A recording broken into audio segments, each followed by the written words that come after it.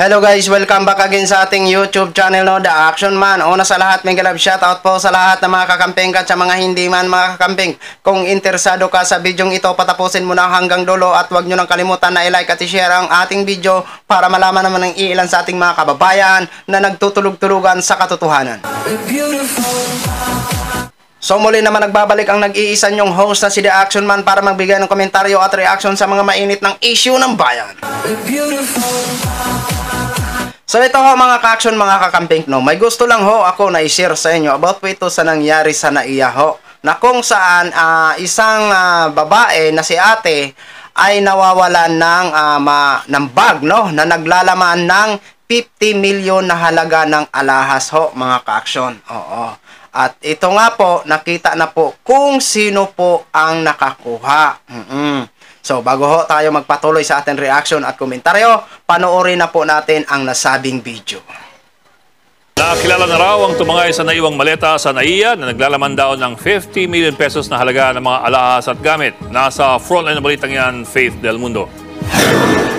Very positive. Ayun. At identified na po yung lalaki. May nakapagturo na raw sa lalaking tumangay sa naiwang bagahe ng isang pasahero sa NAIA Terminal 3 na naglalaman ng 50 million pesos na halaga ng mga alahas at iba pang gamit.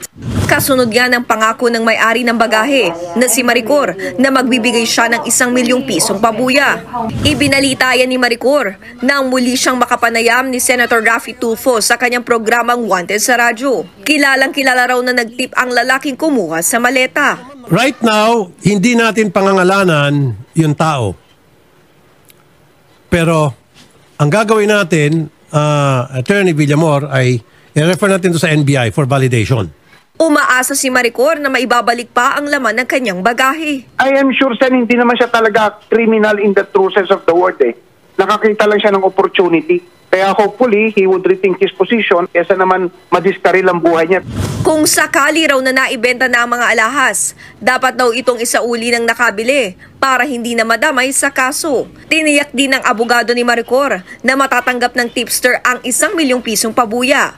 Basta mapatunayang totoo ang hawak niyang impormasyon. Ang tinatanong lang po nung tipster, kung totoo daw po yung 1 million. Totoo po yan, Senator Raffy, as long as makakapagbigay po sila ng lead and hanggang po dun sa sinabi ni attorney na hanggang sa mahuli sila.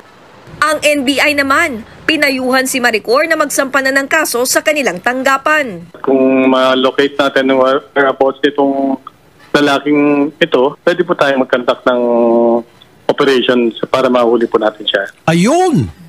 Ang galing talaga ng NBI. Mabuhay ang NBI. Odette, mabuhay ang NBI. Palakpakan ng NBI, Odette. So yun na ho mga ka-action, mga kakamping, no, napanood na po natin at napakinggan na po natin ang mga nangyari ho mga ka-action. Oo.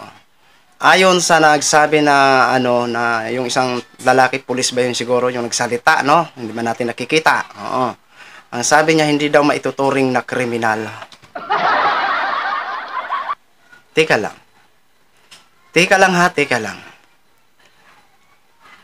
Sabihin na natin na yan ang pananaw ni Sir sa nagsabi na hindi may tuturing na kriminal yung nakakuha ng bag. O, sige, yan ang pananaw mo po. O. Pero para sa akin, disclaimer lang ho, hindi po ako magaling ha. Para sa akin, once na ang isang tao ay nakakita sa mga ganyang klaseng lugar, lalong-lalo na sa NAIA Airport. Oo. 'Di ba?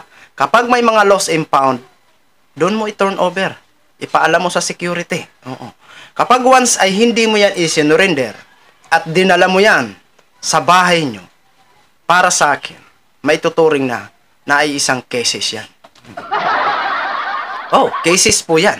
Isang kaso, isang krimen po yan. Oo. Kasi, nandun ka na sa NAIA eh. Kasi kung wala kang intensyon at kung talagang napulot mo lang o nakuha mo lang o nakita mo lang ang nasabing bag, nandun ka na sa airport, may mga lost and found dyan, may mga security dyan, may mga police dyan. Bakit hindi mo yun i-turn over? Hindi sana ikaw pa ang nakakuha ng pabuya. O, di ba? Na 1 million? Oo, 1 million na pabuya. Hindi nyo po sinauli. Oo, hindi nyo po sinauli.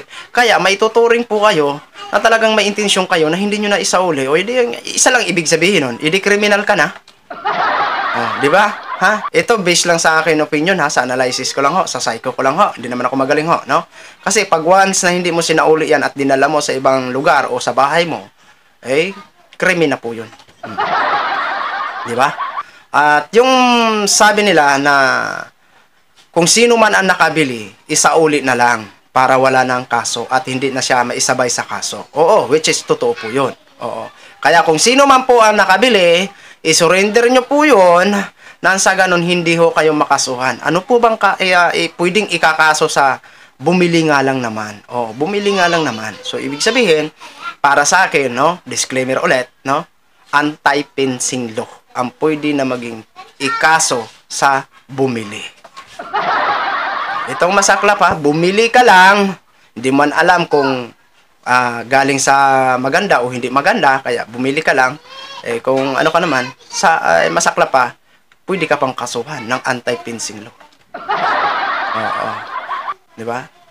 Kaya, doon sa kumuha, kung sino ka man po, good luck na lang ho sa'yo. No? Tutuluyan ka ho talaga, NBI pa naman ang tutugis sa'yo. Isa na po yan na pagnanakaw ang maituturing po yan. Oo, para po sa akin. Krimen na po ang ginawa nyo. Oo. Kasi, hindi nyo po sinauli eh. Kasi kung may balak ho kayo, doon mismo sa airport na yon, surrender nyo. Hindi sana na-interview ka pa, sikat ka pa. Diba?